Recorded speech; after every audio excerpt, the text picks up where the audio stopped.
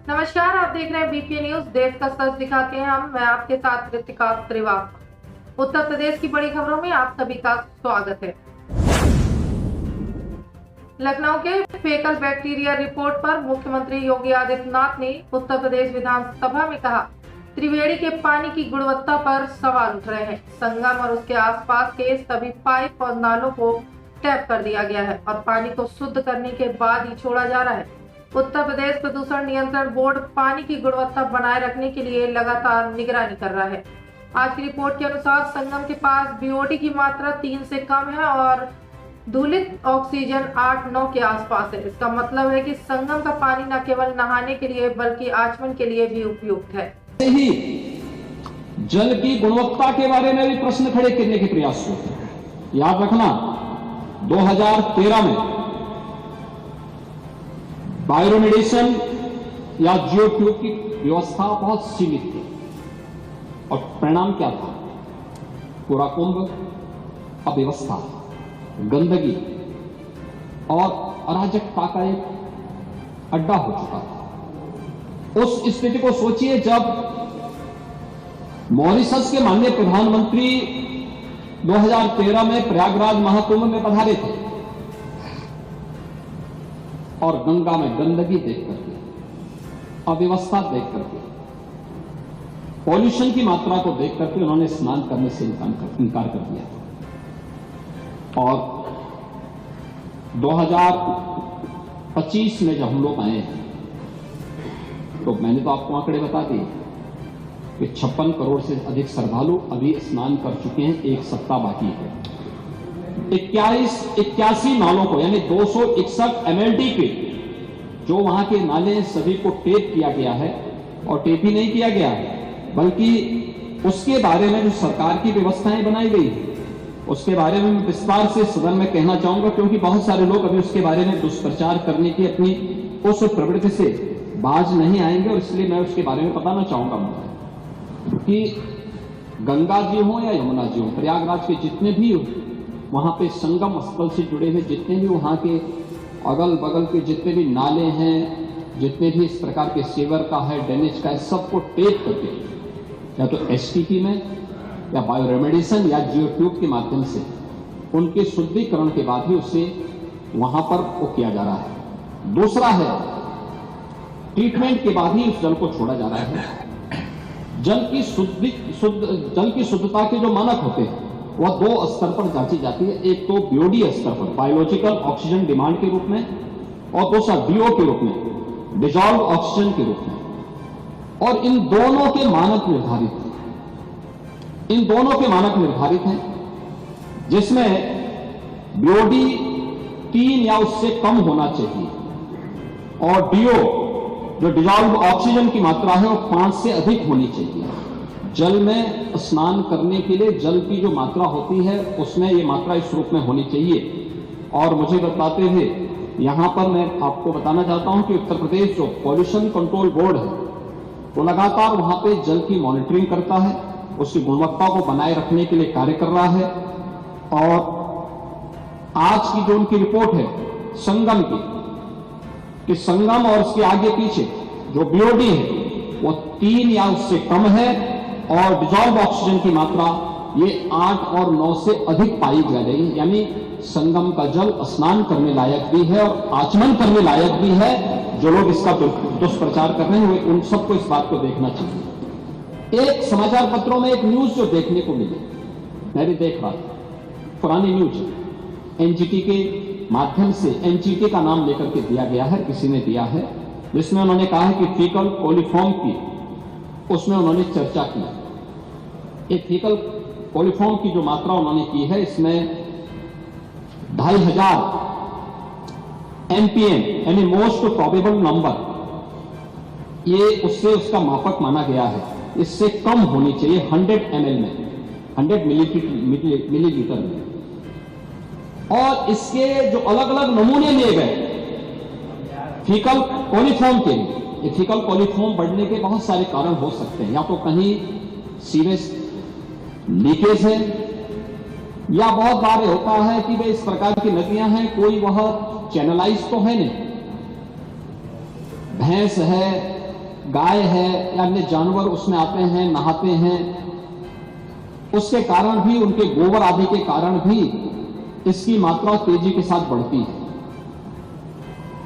लेकिन प्रयागराज के संदर्भ में जो मैं आपको स्पष्ट करना चाहूंगा कि 12, 16, 20, 25, 30 जनवरी, 5, 10 और 13 फरवरी को जो सैंपल के परीक्षण लिए गए हैं उसमें संगम नोच पर फीकल कॉलीफॉर्म की मात्रा मानक के अनुरूप पाई गई है।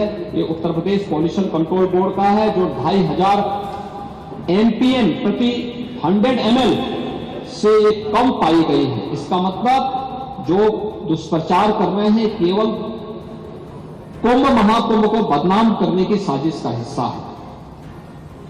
और केंद्रीय प्रदूषण नियंत्रण बोर्ड में भी, जिनके नाम पर खबर है, उन्होंने भी 12, 13 एवं 15 जनवरी की रिपोर्ट में इसकी मात्रा को 2000 या उससे कम पाया, यानी 2500 से कम ही पाया है। यह भी इसमें मैं आपको स्पष्ट करना चाहता हूं। और महोदय, मैं इसीलिए कहना चाहूंगा कि ये जो नकारात्मक सोच है, दुष्प्रचार के माध्यम से महाकुंभ को बदनाम करने की साजिश का जो हिस्सा है, ये उन करोड़ों लोगों की आस्था के साथ खिलवाड़ है और किसी जाति, मत और मजहब से जुड़े हुई बहुसंख्या भी नहीं है और किसी वर्ग का भी नहीं है। इसमें गांव में एक सामान्य नागरिक भी आ रहा है, देश का बड़ा उद्योगपति भी आ रहा है, देश की महामहिम राष्ट्रपति भी आए, महामहिम उपराष्ट्रपति भी आए, माननीय प्रधानमंत्री जी भी आए, केंद्रीय मंत्रीगण आए हैं, स्पीकर साहब आए हैं लोकसभा के, हर यानी देश और दुनिया की हर सेलिब्रिटी वहां प्रयागराज आ रही है। उच्चतम न्यायालय के माननीय न्यायाधीश हो या हाईकोर्ट, तमाम उच्च न्यायालयों के माननीय न्यायाधीशों की संख्या, समाज का हर तबका प्रयागराज के लिए उमड़ रहा है, हर व्यक्ति आ रहा है। और क्या प्रचार करना बुरा था क्या? क्या हमें उत्तर प्रदेश की किसी उपलब्धि को, उत्तर प्रदेश की किसी आयोजन को देश और दुनिया के सामने नहीं ले जाना है क्या? आपने प्रत्येक स्नान के समय वहां देखा होगा किस प्रकार की स्थितियां थी। श्रद्धालु हो या फिर पर्यटक हो, देशी हो या विदेशी पर्यटक हो, जो एक बार कुंभ में डुबकी लगाया और भूरी भूरी प्रशंसा किया, व्यवस्था की प्रशंसा किया, जल की प्रशंसा किया, आयोजन की प्रशंसा किया, एकात्मता की प्रशंसा किया। कौन भेदभाव हुआ? कौन तुष्टीकरण हुआ? कौन सा तुष्टीकरण है? कौन सा तुष्टीकरण इसमें है? एक तुष्टीकरण नहीं, 56 करोड़ लोगों के आने का संतुष्टीकरण है, भारत के संतुष्टीकरण है, दुनिया का संतुष्टीकरण है। ये बातें इस बात को एहसास कराती हैं कि भारत की ताकत का एहसास दुनिया कर रही है और उत्तर प्रदेश की ताकत का एहसास पूरा भारत कर रहा है कि हाँ, उत्तर प्रदेश कितने बड़े आयोजन को कर सकता है। इस आयोजन के साथ जुड़ने का सौभाग्य उत्तर प्रदेश वासियों को प्राप्त हो रहा है और उत्तर प्रदेश में भी केवल प्रयागराज इस आयोजन को कर सकता है। यह सौभाग्य उत्तर प्रदेश के अंदर प्राप्त हुआ है। अयोध्या उत्तर प्रदेश में अयोध्या के राम जन्मभूमि मंदिर में हनुमान मंदिर के शिखर का निर्माण शुरू हुआ। रामचंद्र की जय, पवन पुत्र हनुमान की जय, सियावर रामचंद्र की जय, जय जय अयोध्या धाम की।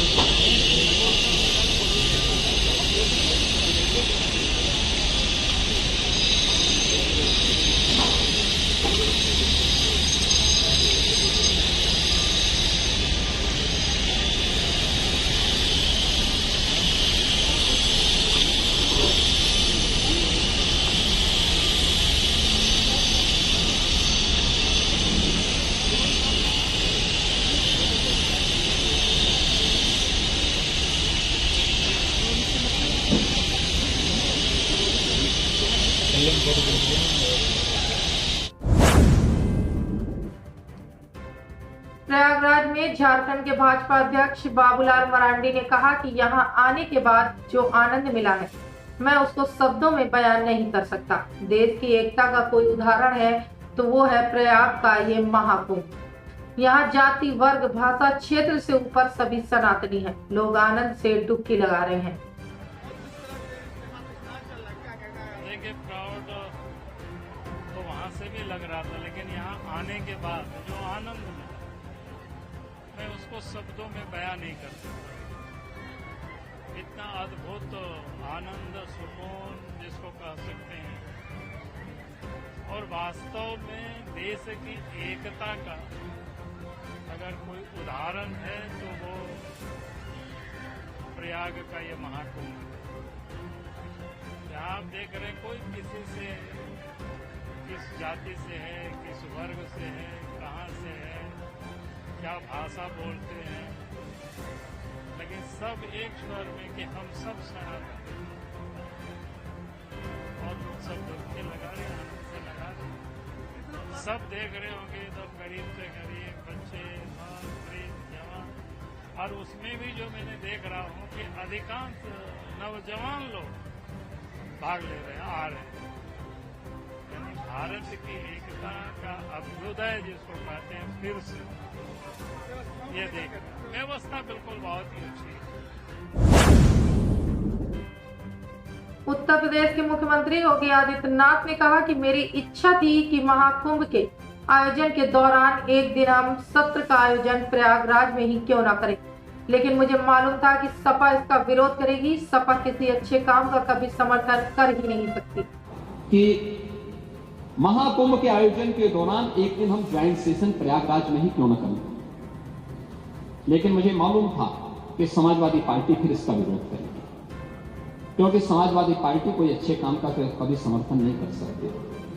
नहीं, देखिए, हमने अयोध्या में राम जन्मभूमि दर्शन करने के लिए जब इसी सदन में प्रस्ताव आप लोगों ने दिया, तो आपके प्रस्ताव पर अध्यक्ष जी ने सहमति दी, दोनों सदनों के सभी सदस्य जाने को तत्पर हुए, समाजवादी पार्टी वॉकआउट कर गई। नहीं, आपका नहीं भाई, शिवपाल जी तो नहीं जा पाते, शिवपाल जी का तो रास्ता नहीं है, वो चच्चू तो जो है यहां से पश्चिम की तरफ जाते हैं। हम तो कह रहे हैं सबके हैं, हमने तो इसीलिए कहा सब लोग चलिए, लेकिन आप लोगों ने विरोध कर दिया। मोना जी गई थी और भी माननीय सदस्य गए थे, लेकिन मेरा यह कहना है, इसीलिए प्रयागराज के बारे में हम लोग ज्वाइंट सेशन से अपने आप को दूर रखें कि नहीं, छोड़िए, जाने दीजिए, जिसकी मर्जी आएगी जाना चाहेगा, जिसकी मर्जी आएगी नहीं जाना चाहेगा। मैं तो अध्यक्ष जी से कहूंगा कि एक दिन जरूर रखें मान्य सदस्यों के लिए कि प्रयागराज में जाकर के आस्था की डुबकी लगा लो। बहुत सारे सदस्य इसका इंतजार करें, बहुत सारे सदस्य इसका इंतजार करें, और जाना चाहिए, क्योंकि देश आ रहा है, दुनिया आ रही है। आप मुझे बताइए, आज 56 करोड़ से भी श्रद्धालुओं ने अब तक वहां पे आस्था की डुबकी लगाई है। अगर मैं भारत के अंदर देखूं, 140 करोड़ की आबादी में 110 करोड़ सनातन धर्मावलंबी है। कुछ और भी मिला लेते, मान के चलिए कि हर एक परिवार में 4 सदस्य होंगे, तो हर परिवार के 2 सदस्यों ने अब तक वहां डुबकी लगाई है। तो ये लोग क्यों वंचित रहेंगे? ये क्यों वंचित रहना चाहिए? जो अगर बहुत सारे लोग इंतजार कर रहे होंगे कि हो सकता है कि यहां पे कोई हम सेशन कर लें, मेरा कहना है कि एक अवसर मिलना चाहिए मान्य सदस्यों को, वहां पे जाकर के आस्था की डुबकी लगाएं। महोदय, प्रयागराज महाकुंभ में पहुंचने पर केंद्रीय मंत्री जीतन राम मांझी ने कहा, अगणित लोग यहां पहुंच रहे हैं, करोड़ों लोग गंगा में डुबकी लगा रहे हैं। भगवान सबको सद्बुद्धि दे। हम योगी सरकार की प्रशंसा करते हैं। संसार के लोगों को हम कहना चाहते हैं कि वे भारत से सीखें कि करोड़ों लोग कैसे एक साथ रह सकते हैं। सर, आप जंगल विकास करने आए, वहाँ क्या कहेंगे? देखिए, भारत आस्था का देश है, संस्कृति के लिए प्रसिद्ध है। अपने संस्कृति और आस्था के चलते ये विश्व गुरु कहलाता था, और आस्था में कहीं न कहीं खलल होते नजर आती है। आज के कुछ लोगों के द्वारा। वैसी परिस्थिति में ये संगम पर स्नान करके, संगम पर करोड़ों लोग जुट करके आस्था को दिखलाते हैं और दिखला करके भारत की संस्कृति को अक्षुण्ण रखने का एक प्रण लेते हैं। आ करके हमको बहुत अच्छा लगा। देखा कोई संख्या का शुमार नहीं है, अनगिनत है। कोई कुछ कहें, कोई कुछ कहें, लेकिन मैं कहता हूं कि अनगिनत की संख्या में लोग आए हैं और सब आस्था के चलते आए हैं। सनातन धर्म हमारा रहा है ऐसा धर्म जहां किसी प्रकार का भेदभाव नहीं रहा। कालांतर में आकर के मनुवादियों ने कुछ अपनी अपनी बातें कर दी है, लेकिन सनातन हमारा कभी नहीं कहा कि किसी से कोई विभेद करना चाहिए। संत रैदास जी ने भी कह दिया था, जात पात पूछे नहीं कोई, हरि के भजय सो हरि को होई। हम समझते हैं वैसे संत शिरोमणियों के बात को और सनातन धर्म को अक्षुण्ण करने के लिए करोड़ों करोड़ यहाँ पर गंगा में डुबकी लगा करके अपने मन वचन कर्म से मानवता की सेवा करने के लिए, भारत का कल्याण करने के लिए यहाँ पर आए हैं। हम भी आए हैं तो यही सोच करके आए हैं कि भगवान सनातन धर्म को अक्षुण्ण रखे और लोगों को सद्बुद्धि दे कि जैसे पहले लोग रहते थे कि किसी प्रकार का कोई विभेद नहीं होता था, वही वातावरण पैदा हो। और दूसरी बात, हम उत्तर प्रदेश के योगी सरकार को हम बहुत बहुत प्रशंसा करते हैं कि आज इतनी बड़ी भीड़, इतने बड़ा इंतजाम शायद संसार में ऐसा कभी नहीं हुआ होगा, जहां 60 करोड़ के आसपास लोग आए होंगे और कुछ अपवाद छोड़ करके शांतिपूर्वक एक काम संपन्न हो रहा है। एक काबिल तारीफ है और नरेंद्र भाई मोदी जी के निर्देशन में ये सारी बातें हो रही है। तो मैं समझता हूँ कि ये भी एक उदाहरण योग्य है संसार में कि कैसे मैनेज किया जाता है। और इसमें सही बात है कि सनातनी लोग जो यहाँ आए हैं मन वचन कर्म से शांतिपूर्वक रहते हैं। उसका एक उदाहरण ये भी है कि अगर करोड़ों करोड़ एक जगह हो रहे हैं और कहीं किसी प्रकार की बात नहीं हो रही है तो ये भी काबिल तारीफ है। कुछ घटनाएं घटी हैं जिसके चलते लोग प्रशासन को, रेलवे को उत्तरदायित्व समझते हैं। मैं समझता हूँ उनका कोई दोष नहीं है। हम मनुष्य में आपाधापी की जो प्रवृत्ति होती है, हम एक दूसरे को सह अस्तित्व से सोचते नहीं हैं। हम आगे तो हम आगे के क्रम में कुछ ऐसी बातें घट जाती है। आज हम गाड़ी से भी आ रहे थे तो हम देख रहे थे कि बल्लात कुछ मोटरसाइकिल वाले पार हो जा रहे हैं, कुछ ऑटो वाले पार हो जा रहे हैं, कुछ आदमी पार हो रहे हैं। अगर गाड़ी कंट्रोल न करे तो शायद एक्सीडेंट हो सकती थी। मेरा कहने का मतलब अपने संयम को जब खोते हैं तो कुछ घटनाएं घट जाती है। इसमें प्रशासन का कोई दोष नहीं है। हम पुनः योगी सरकार को और भारत सरकार के नरेंद्र भाई मोदी जी को इन सब प्रबंध के लिए प्रशंसा करते हैं और संसार के लोगों को कहना चाहते हैं कि आप हिंदुस्तान के सनातन धर्म से सीख लो कि कैसे एक साथ करोड़ों करोड़ आदमी रह सकते हैं, जा सकते हैं, आपस में बात कर सकते हैं। सपा प्रमुख अखिलेश यादव ने कहा, क्या ईसीआई को नहीं पता कि वोट रोका जा रहा है? चाहे वो मिल्कीपुर हो या मीरापुर हो या फिर कुंदरकी हो, कौन नहीं जानता चुनाव आयोग क्या कर रहा था। जो महिलाएं पुलिस के रिवॉल्वर के आगे खड़ी थी, उन पुलिस वालों पर कोई कार्रवाई नहीं हुई। चुनाव आयोग ये नहीं देख रहा था कि एक ही जाति के लोग पोस्ट हो रहे हैं, किस जाति के अधिकारियों को पोस्ट किया था, पीठासीन अधिकारी कौन सा टारगेट पूरा कर रहे थे, चुनाव आयोग क्या कर रहा था। अगर अधिकारी वोट डालने लगे तो चुनाव कहाँ है। नए मुख्य चुनाव आयुक्त का जो है कांग्रेस पार्टी विरोध कर रही है। अब आपके सहयोगी आरजेडी भी, तेजस्वी यादव भी उनका विरोध कर रहे हैं कि जिस तरह से रातों रात उनका अपॉइंटमेंट हुआ वो गलत था। देखिए, इससे ज्यादा महत्वपूर्ण आप सोचिए, कॉन्स्टिट्यूशनल जो पोजीशंस पे जो लोग बैठे हैं, इलेक्शन कमीशन में देख लो। आपको याद होगा हर चुनाव में समाजवादी पार्टी ने शिकायत की। एक तस्वीर, वीडियो आपके पास भी है, सभी न्यूज चैनलों ने ज्यादातर उससे स्टोरी की। क्या इलेक्शन कमीशन को नहीं पता था कि वोट रोका जा रहा है उत्तर प्रदेश में? चाहे वो मिल्कीपुर रहा हो, चाहे आपका मीरापुर रहा हो, चाहे कुंदरकी रहा हो, या पिछला इलेक्शन जो हुआ था बाई इलेक्शन, तो कौन नहीं जानता। तो इलेक्शन कमीशन क्या कर रहा था? सोचिए, महिलाएं जो खड़ी हो गई सामने आकर के रिवॉल्वर के, क्या उन पुलिस अधिकारी पे कोई कार्रवाई हुई? इलेक्शन कमीशन ये नहीं देख रहा था मिल्कीपुर में कि एक ही जाति के लोग पोस्ट हो रहे थे। हालांकि आप लोगों के सामने बोलना गलत है, लेकिन फिर भी बोलना चाहिए कि सच नहीं बोलोगे तो कब बोलोगे। आप भी नहीं चला सकते हो कि किन अधिकारियों को पोस्ट किया था, किस जात के अधिकारियों को पोस्ट किया था, और प्रिसाइडिंग ऑफिसर किस जाति के थे। प्रिसाइडिंग ऑफिसरों की पूरी वो रिकॉर्डिंग आ गई। उस रिकॉर्डिंग में कह रहे हैं कि हम टारगेट पे चल रहे हैं, टारगेट पूरा कर रहे हैं। इलेक्शन कमीशन क्या कर रहा था अगर टारगेट पूरा प्रिसाइडिंग ऑफिसर कर रहे हैं? फिर लोकतंत्र बचा कि अगर प्रिसाइडिंग ऑफिसर वोट डालने लगे, अधिकारी वोट डालने लगे, तो क्या चुनाव बचा है? इसलिए चुनाव आयोग हो, चाहे आपके इस तरह के स्पीकर की जो खुशी थी कल जो देखने को मिली, या फिर जो अपॉइंटमेंट्स हो रहे हैं, सब वो कर रहे जा रहे हैं जिससे कि संविधान की धज्जियां उड़ सकें, लोकतंत्र को कमजोर किया जा सके। लखनऊ में महाकुंभ को लेकर ममता बनर्जी के बयान पर सपा प्रमुख अखिलेश यादव ने कहा, पश्चिम बंगाल के मुख्यमंत्री ने जो कहा वो ठीक ही कहा है। उनके लोगों की भी जान गई है, बड़ी संख्या में लोगों की जान गई, एफआईआर भी दर्ज नहीं हो रही। इतने लोगों की जान गई है कि सरकार बता नहीं पा रही है। अभी तक सबसे ज्यादा लोग इसी कुंभ में गुम हुए हैं, सबसे ज्यादा लोगों की जान इसी कुंभ में गई है, सबसे ज्यादा लोग इसी कुंभ में बीमार हुए हैं। इसका भाजपा के पास जवाब क्या है? ऐसा है, बहुत क्लियर है, मुख्यमंत्री जी को कोई लेना देना नहीं भाषा से और तरक्की से। अगर रिकॉर्ड देखोगे तो लाखों लाख प्राइमरी स्कूल बंद हुए हैं, 11 लाख प्राइमरी स्कूल बंद हुए हैं। आपके इंटरमीडिएट स्कूल कितने खुले हैं? या आज के समय पे जो पढ़ाई है, चाहे वो पॉलिटेक्निक, आईटीआई, इंजीनियरिंग, सरकार कितना ध्यान दे रही है?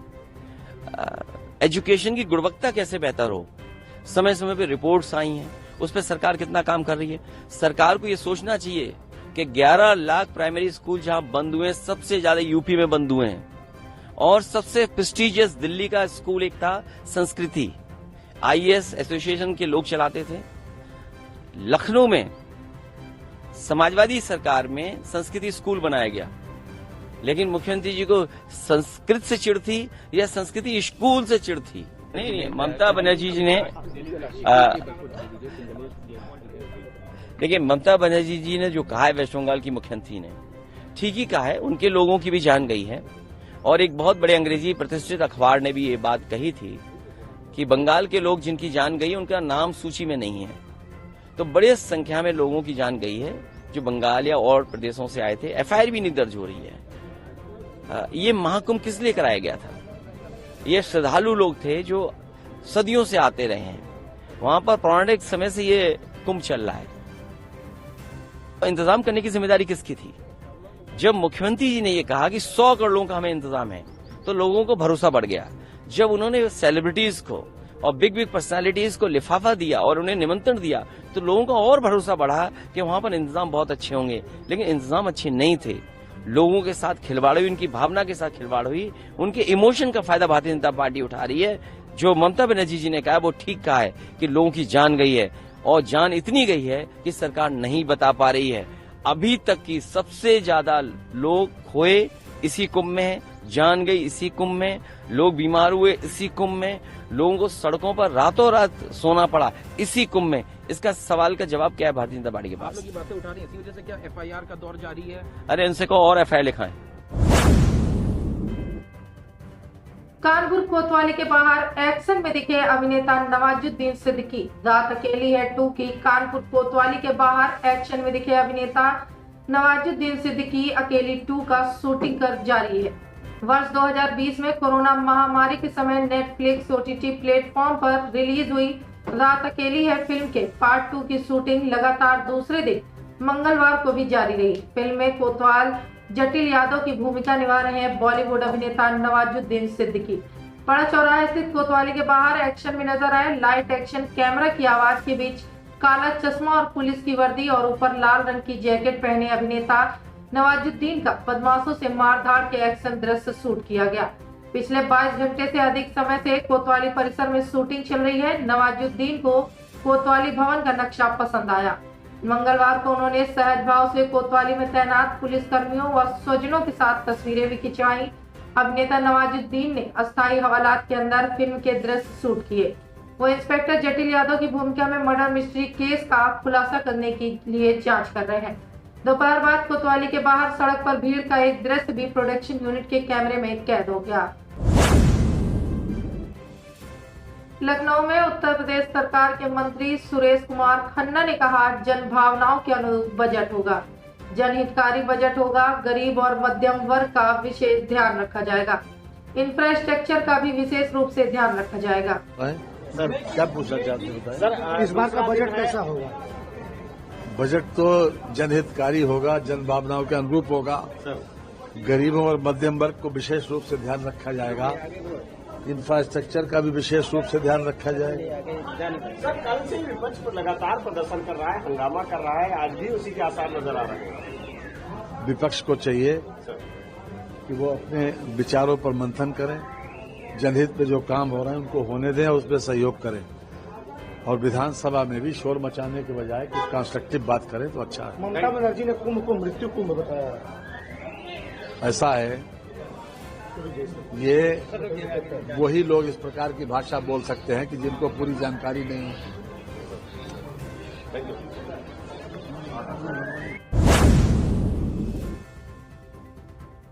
ब्रज में कब होली मनेगी, इसका संशय अब खत्म हो चुका है। इस दिन होगा होलिका दहन और मंदिरों में दुल्लैंडी का आयोजन। ब्रज की होली का इंतजार देश और दुनिया के लोगों को रहता है। इस बार तारीखों का ऐलान हो गया है।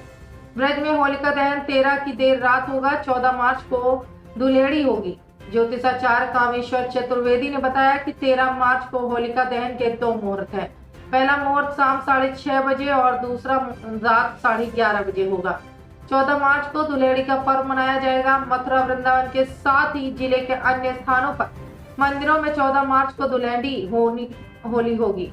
बरसाना के राधा रानी मंदिर, नंदगांव के नंद बाबा मंदिर, गोवर्धन के मंदिरों के साथ ही कृष्ण जन्म स्थान ठाकुर बाके बिहारी मंदिर के साथ ही प्रसिद्ध द्वारकाधीश मंदिर में 24 मार्च को ही दुल्हेड़ी मनाई जाएगी। इसकी तैयारियां मंदिरों में तेज हो गई हैं। यह प्रमुख आयोजन 7 मार्च बरसाना में लड्डू होली, 8 मार्च बरसाना में लठमार होली, 9 मार्च नंदगांव में लठमार होली व रावल की होली, 10 मार्च जन्मभूमि ठाकुर बाके बिहारी मंदिर में होली, 11 मार्च गोकुल के छड़ी मार होली, 13 मार्च गांव पालैन, 15 मार्च दाऊ जी का हुरंगा, 16 मार्च नंदगांव का हुरंगा, 17 मार्च जाब का हुरंगा, 18 मार्च चरकुला मुखरई, 19 मार्च गांव बठैन का हुरंगा, 20 मार्च गिड़ो का हुरंगा, 21 मार्च धड़ीमार महावन और 22 मार्च रंगजी मंदिर वृंदावन में होली समारोह होगा।